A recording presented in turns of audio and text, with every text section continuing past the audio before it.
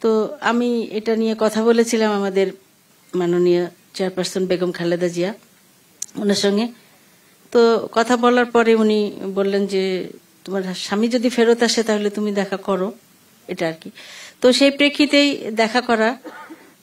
দেখা করার পরে উনি স্বভাবত আমরা দেখেছি যে উনি অনেক নাটক করেন, উনি স্বজন হারার কথা বলে উনি কান্না করেন।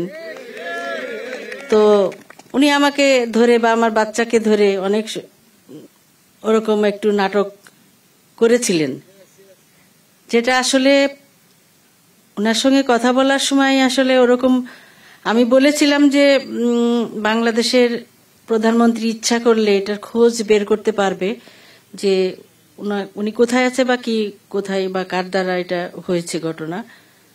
তো উনি বলেছেন উনি চেষ্টা করবেন, এটা বলেছিলেন যে চেষ্টা করবেন, আর বাচ্চাদেরকে তোমরা পড়াশোনা করো, আমরা চেষ্টা করছি, দেখি কি করা যায়, এরকম একটা ব্যাপার।